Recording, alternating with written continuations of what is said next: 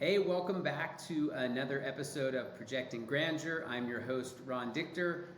Today, I am very excited. We have a special guest with us who I am honored to bring onto the show. We have founder and CEO of FlexPods, Laurent Amzallag, and a man who needs no introduction, has a lifetime dedicated to health and wellness. But Laurent, thank you so much for joining us today. Ron, it's a pleasure to be here with you. It's an honor. Awesome. Well, now before we jump into it, you've got such a deep background, and I didn't feel like I could have done it justice by trying to do it for you. Can you just give our viewers just a little background on kind of your experience and your journey in health and wellness? Oh man, so yeah, a lot of people always ask me, where did it all begin for me? And as a matter of fact, I did a whole TED talk, and a portion of it was about my background and all. But I think that the catalyst for me, when you ask me how did it all begin, was when I was 9 years old. I was always a very crazy, energetic kid, always. And then at 9 years old, I was in a hospital bed with tubes all over. And the doctors were actually telling my parents, like, he's got a 50-50 chance of making it. So think about that. And that, I was 9 years old. So I remember, going from that super energetic kid bouncing off walls to being stranded in a hospital bed, like I was miserable. So even though I couldn't really do that much movement, I said to myself, after being in bed for two weeks, I said to myself, okay, you know what? I'm just going to walk from my bed to the bathroom, which was literally a few steps away from where where my bed was. And I did that for a couple of days. Then I started feeling a little better. Then I said, you know what? I'm going to start walking to the corridor. And I started doing that for a few days, and I got better. And then I said, you know what? Let me walk down the corridor back and forth, to the TV room. Back in the day, we didn't have TVs in the rooms. You had to go to the TV room. So it was down the corridor. So I would do that back and forth for a few days. So, and I did that, and then from there it was the exit door of the hospital. And I'm convinced today that really it was movement that really got me going. So I think the seed was planted in me early on about the powers of movement and how it could really help people. And then I went through school. I thought I was going to go into medical school because I'm always fascinated with the human body. And then I decided to go in wellness, and I really enjoyed it since then. So I started as a trainer.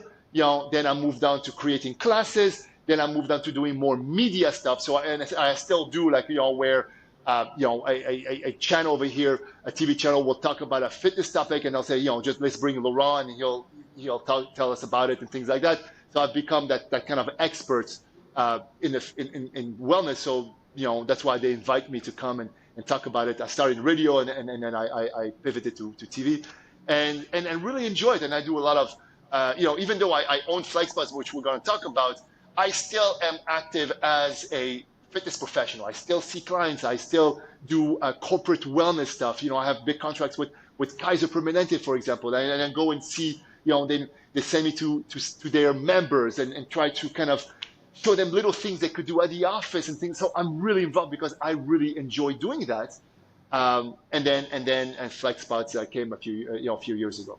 Wow, I had So no that's idea. like in about five minutes how I went into this field, from a personal experience. Yeah, I had no idea about that backstory though when you were a child. It's amazing, and look at you now. Like, it's unbelievable. It was because that's my life, right? And just eating right and exercising is part of what I do, and I enjoy, and I know I feel good after that. My wife, anytime I'm in a bad mood, she said, "Did you work out today?" And if I'm in a bad mood, she said, "Just go to the gym," and then I always come back and I feel much better. So mentally, physically, emotionally, everything, that I just feel better. So that's been my life. Well, congrats to you. Well, listen. As we shift into the podcast, so Projecting Grandeur is all about the mindset it takes to really tell the world what you're going to do, what you're going to be long before you get there. And it's not fake it till you make it. It's really the concept of like something you believe so deep in your core, that passion, that excitement, which clearly you have, and being able to illustrate that. And I want to talk about FlexPods because it's a really cool business, and I love the idea behind it. but I want to kind of dig into it. So if it's okay with you, I'm going to go back a little bit here, and I want to Sure. understand, like when you first got started, what was that mindset, that shift that really allowed you to have this idea of what you wanted to do in your brain and actually take it into an executable idea? Like, how did you go from that idea of FlexPods to an actual business? Yeah. So for me, it was something that I wanted to use, right? So like I said, I was a trainer for many years, and pre-COVID, I used to work from different facilities, and but then I also used to go to people's houses and back and forth. And let me tell you, like and if you're a trainer, if you know anybody that's in that field, it could be really exhausting going from one place to the next and going around town. Just the time that you waste in traffic and back and forth. I mean, it's just exhausting, right? I enjoy, being with the client and seeing the transformation, but there's also that, that logistics that come with it that's really exhausting. So, pre-pandemic, I was thinking like, that would be cool if there was a place where, I don't want to open up my own facility. Owning a facility, let me tell you, it's just trouble after trouble, from experience.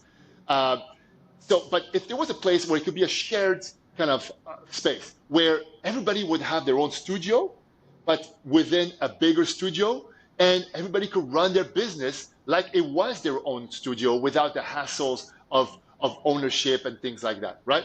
So that idea has been kind of simmering in my mind for some time, even before the pandemic. Pandemic strikes, all of a sudden all gyms close. I'm like, shoot, what am I going to do now, right? So I scrambled. I found ways to do it. I pivoted into a Zoom and things like that, like most people did. But then I said, you know what? I think now's a good time to kind of go with what I had in mind. So then I put a business plan together. I met with architects. I met with a bunch of people, with people that had fitness equipment and things like that. And then I created a kind of a how could I say this, a space that would look like a FlexPod that I used myself.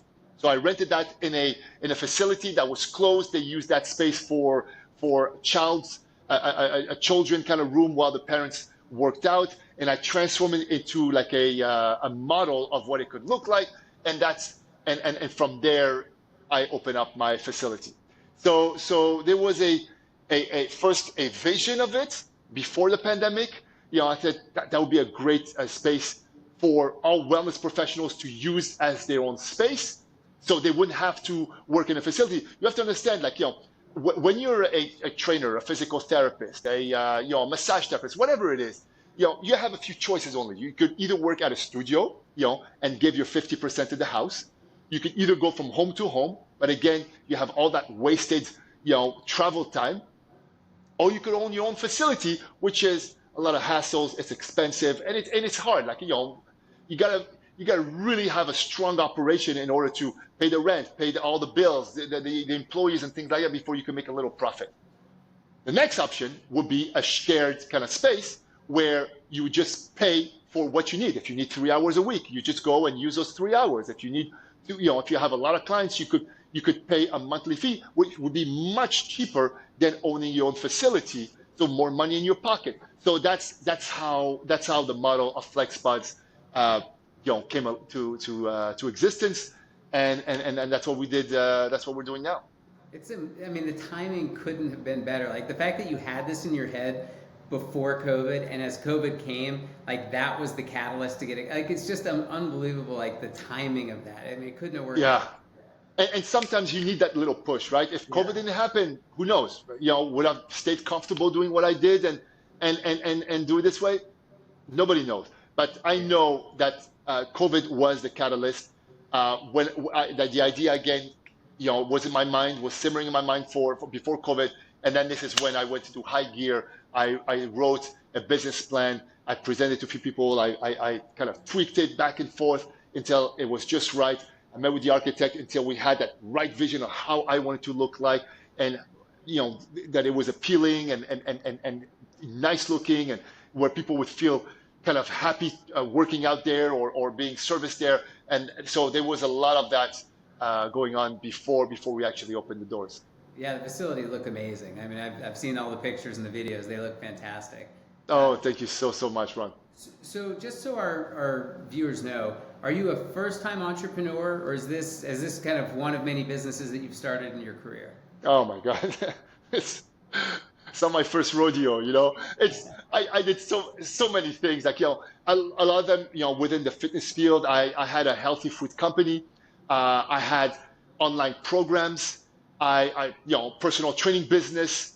You name it. I've done so many of those little businesses before opening up FlexPods. And I mean, and any entrepreneur will tell you, like, you don't just go and open a business all of a sudden it's super successful. It happens, but it's very, very rare. I think it takes, some experience of doing something, not working exactly well, doing it again on something else, and you learn things along the way that then you use all that those accumulation of little things that you learn, you bundle them up into a big kind of pool of knowledge that you use for the new concept, and it always gets better and better and better. Is it perfect right now? No, of course not. But I know that as I go on and as I expand and things like that, it'll get better and better. Yeah. So that's my vision. Well, anybody who's started a business, and you probably can agree with this, like there is going to be some level of uncertainty when you start a business. It is not just Oh, going to be perfect every day. And like you're a confident guy, like you have that natural confidence, but how do you balance confidence and humility, knowing that you're not always going to be dealing with things that are absolutes that have certainty to them? yeah, and to me, confidence. When it comes to confidence, yeah, I'm a confident guy. I believe in what I do, but confidence is like, listening to your gut, right? It's like, to your instincts. That's confidence. You have an instinct, you listen to it. But humility is understanding that sometimes that gut feeling is not always right, right? You have to understand that gut feeling is not always 100%. So that's where the humility comes in, right? That you're a confident person, but yet you're gonna make some mistakes, and that's okay. That's okay, because that's how you learn. That's how you can read all the books in the world about how to run a business. You will always encounter little things that have never been seen before or that you didn't read about. And that's normal. So yes, follow your gut instinct. Listen to that voice inside of you. But the humility part of it is that you're not going to always be right. And that gut feeling sometimes will trick you. And that's how you have to remember to kind of shift, take Yeah. that and do something different that will take you back on the right path. Yeah. Okay. So let's dig into that just a little deeper because I have so anytime that you're not confident, right? There's something inside your head that's telling you something, either something that you believe, you perceive, or maybe even something second guessing you. Like, how do you know when to challenge your own self and like either unlearn a concept that you thought to be true that you found out not to be true, or maybe a belief that you thought to be actual before you started? Like, how do you have that internal battle, that internal conflict, so that you know what your North Star should look like? It's hard to put a point and say that's how you do it. In my case, it always starts with an idea, right? An idea. Then I let it simmer. I let it simmer a little bit, and I said to myself, and then if that idea keeps kind of growing, and every day I think about it, I'm like, yeah, I cannot think of a reason why it wouldn't work. Then I go to the next level, right? A lot of times I've had some ideas and then I let it simmer, and then I found, okay, well, this is what could happen, and this is what could happen, and this is what could happen, right? So I'm not the kind of guy that has an idea and boom goes, blindly and does it. I'm more of a guy that takes my time. I think things through. I let it kind of sit in my mind for a little while. I talk to different people. I try to get their opinion. Never kind of take it fully, because everybody's gonna have a different opinion. When I take an opinion, it's like maybe 30% combined of what I'm gonna use for me. Like 70% is what I think, 30% is everybody else. If I see a common theme, then maybe it's something that I didn't think about, right? Like, could I overcome that? So it always starts with a dream. It always starts with an idea. Then I let it simmer. Then I think about reasons that could block that idea, in terms of, when I say block idea, in terms of it wouldn't work exactly the way I think about it. Maybe there's this that I have to think about that I haven't thought about, things like that. Talk to different people, I get their ideas, and that's my process of going through something. I love it. You're So keeping again, it thoughtful. I an like. idea, then you have that gut feeling that says, yeah, that's good idea. Again, that gut feeling might be wrong sometimes, right? So that's why I let it simmer to maybe a week later, 2 weeks later, maybe 3 months later, oh God, well, thank God I didn't do that because of that. Or no, I can't think of anything else, so let me do it. And that was with FlexPods what it was. It was this kind of simmering that happened before the pandemic, because I didn't open until 2022. So it was a few years after the pandemic. So I had some times to really think about it, talk to different people, ask them if that's something that they might use. Send messages, approach the fitness community, and say, hey, I'm thinking of this idea. Would that be something that be interested in? So there was a big process before the doors opens, and that's how my mind works. I'm very analytical. I'm very kind of, okay, let's think about this fully, right? Because yes, you are going to have some issues when you open up. Yes, there are going to be some problems, but at least there'll be less problems or more manageable problems because you've thought of everything else before, or most of the things. Yeah, no, I love that. You're patient, and that is something I take away from that, because I don't have the patience you have, and it sounds like sitting with these ideas and letting them process and percolate a bit. Like, I really like that. It's a great insight. Let's just very quickly go back to when you started FlexPoints, and you talked about this a little bit during COVID, and you had this idea and this concept, but it was like, can you think of like that singular inflection point, that moment when you knew, like, I got to do this? Like, was there any one very specific moment in time that you remember that's like, okay, now's my time to go for FlexPods? Yeah, and again, the moment was really because of COVID, right? So it was COVID, gyms closed.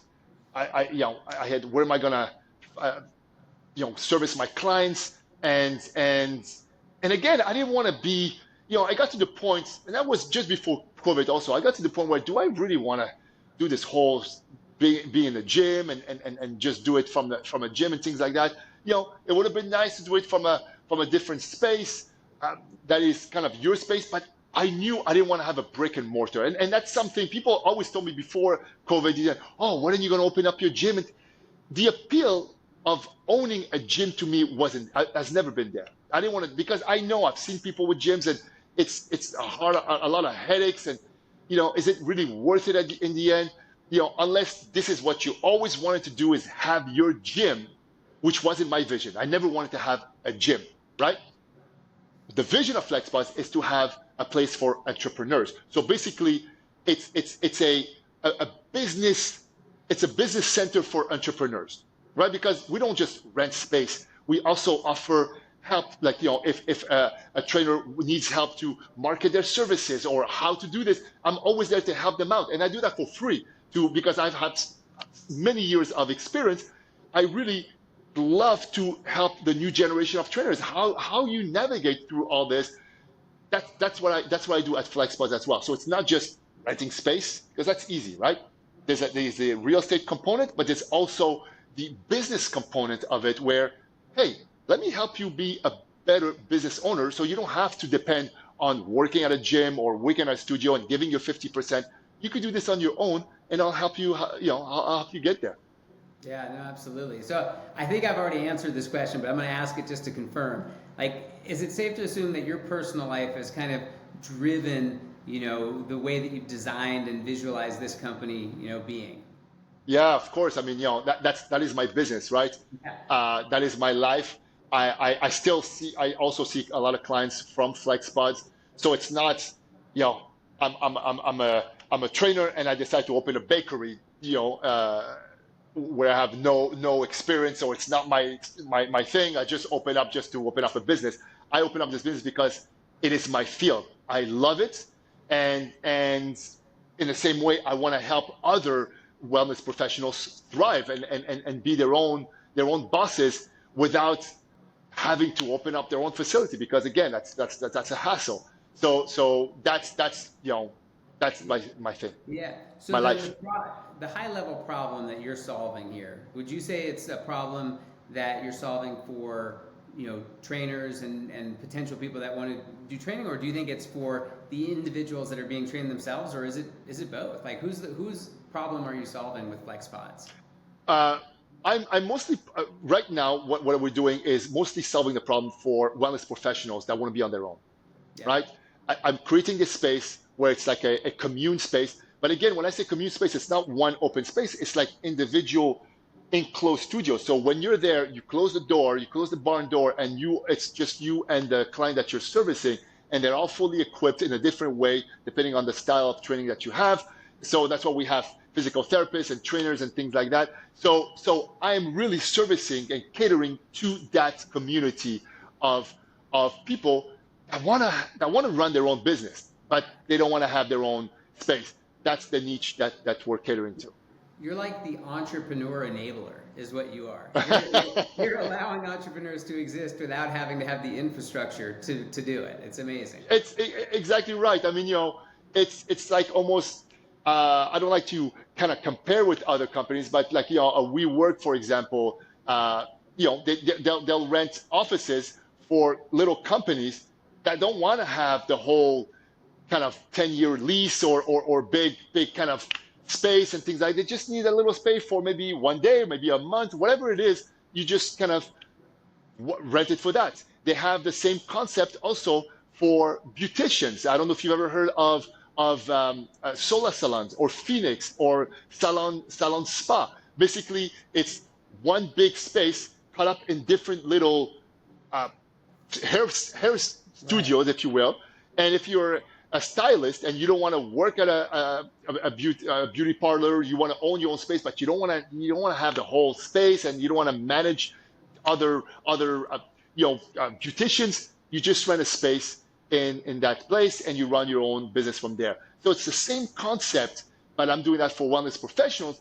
But on top of that, just not the space that I rent, is also the help and all the tools that they need to thrive as wellness professionals. And I'm always there for them, helping them, even kind of, on our social media, we help them kind of promote their services and things like that. So that's where we're a hub for wellness professionals. So that's the community that I service. Love it. I talk to a lot of entrepreneurs, and one of the things that people really struggle with is being able to articulate their business in some simplified terms. And one of the things I often say is like, can a child understand it? And so I ask you, like, if you were to explain FlexPods to a 10-year-old, how would you do it? I would say FlexPods is a magical place where grown-ups work to help other people feel great. I love that.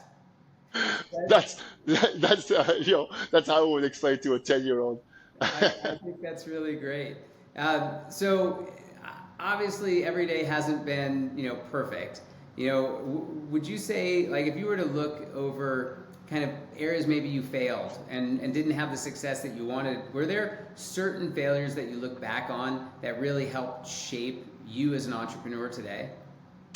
Well, I think most of my life I've failed at multiple things, right?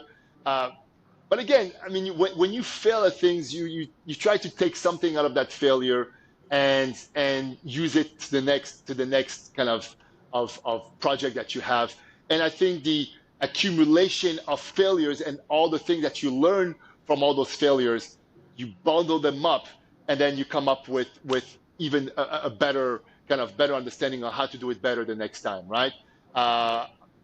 Is FlexPods perfect right now? Absolutely not.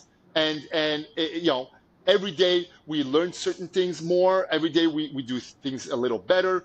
And this is why I haven't expanded. I know other companies that do similar than me, a little different, but similar, that went from, as soon as they opened, they had 50 locations. And then you hear that those locations are not doing well. And they're not, a company in Canada did the same thing. They had 10 locations. And then all of a sudden, boom, they closed their locations. I'm more of a, let me make this the most perfect I can. Yeah. and then I multiply it, right? Instead of going hard, where you have an investor and open up 10 locations, and then 3 or 4 or 5 are not doing well, and they're sucking everything out of the ones that are doing well. So I rather come up with a something. It's never going to be perfect, but something as perfect as possible, and then that's what you can multiply. Because if you multiply something with problems, those problems also are going to be multiplied, right? So I prefer fixing everything I can and making sure that, all right, we got something that's duplicable with minimal issues, and then boom, you start. So I'm more of a, I'm taking my time. There's no rush. Where am I going? I'm still enjoying my life. I'm still doing everything I want. In the end of the day, like, people ask me all the time, what is your goal? What do you do? What's the goal of someone's life? And to me, quite frankly, is being able to do everything you want, right? If you work at a job and that's sucking everything out of you, and you're not able to do other things, that other interests, I have other interests, and I'll tell you some of my interests also. If you have other interests and you're not able to do them because you're stuck at that job that's sucking everything out of you, to me, that's not successful. To me, somebody that's making millions out of a company but is not able to do the other stuff that they want to do in their life, that's not success to me.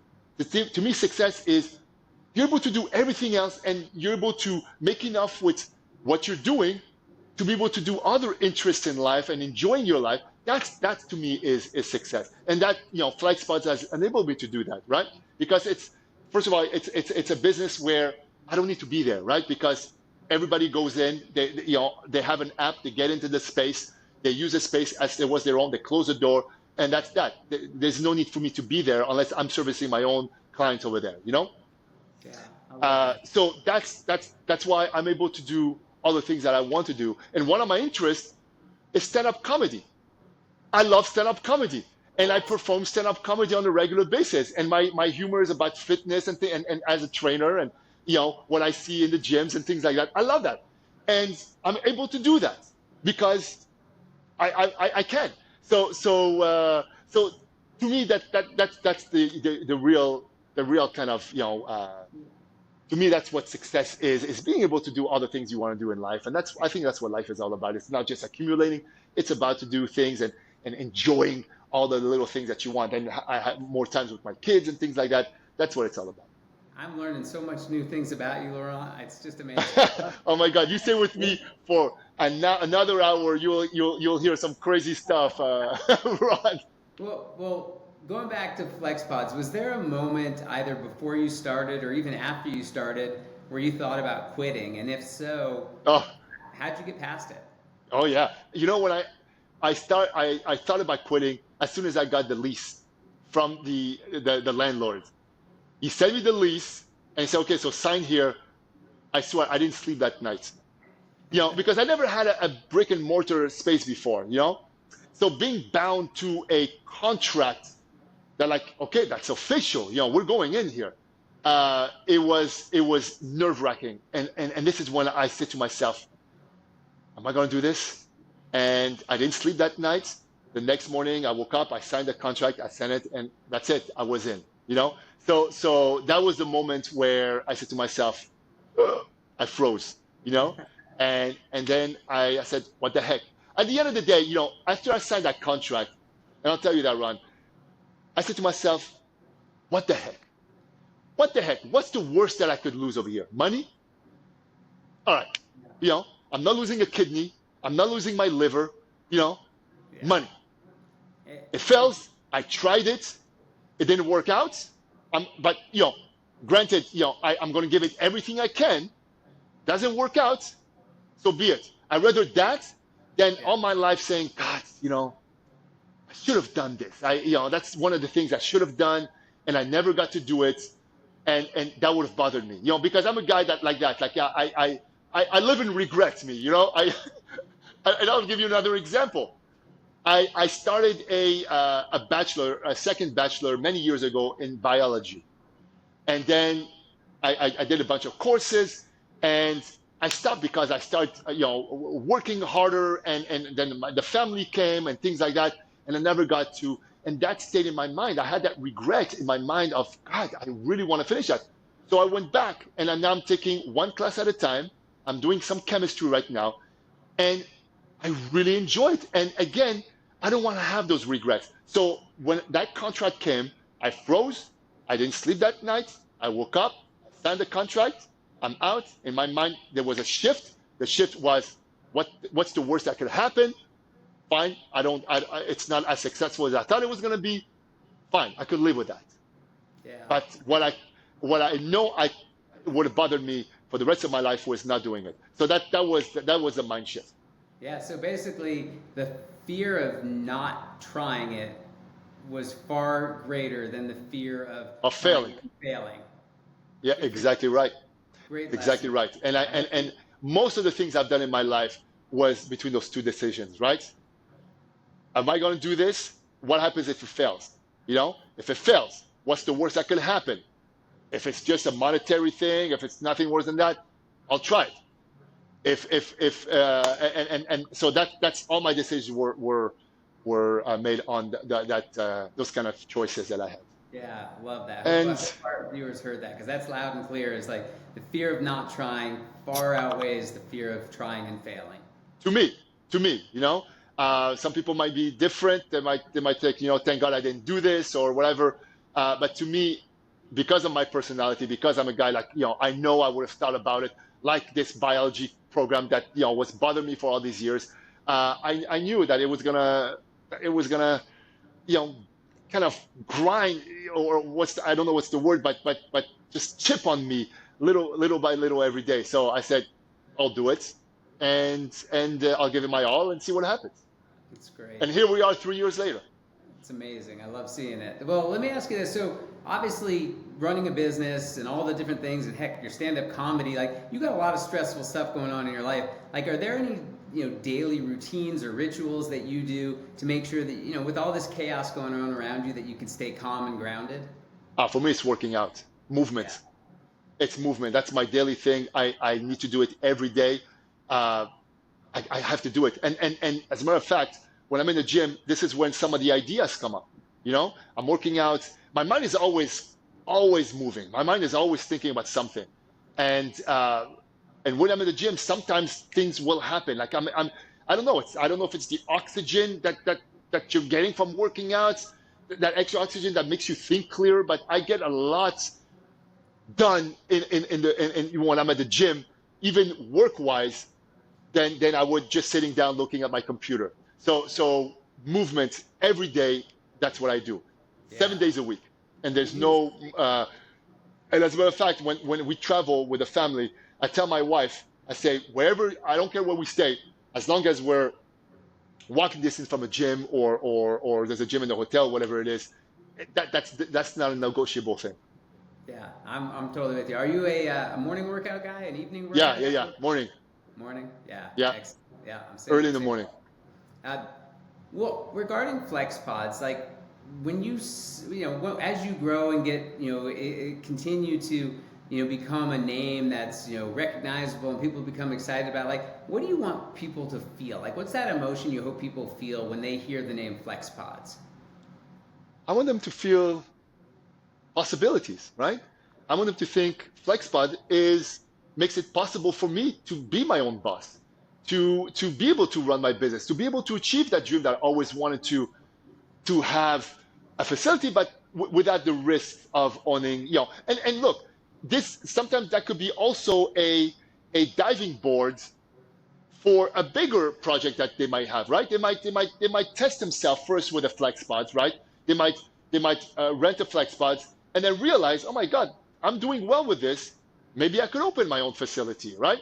So it could be kind of that medium space where instead of going from where they are to owning a facility, they go first there, test the grounds first, and then if they see that that's what they want to have their own facility, then boom, So it's what I want them to understand, to remember from FlexPod is the possibility that there is something available and that makes it possible for you to become your own boss without having to depend on working at a gym or going from client to client, having your own space without all the without all the hassle of owning your space.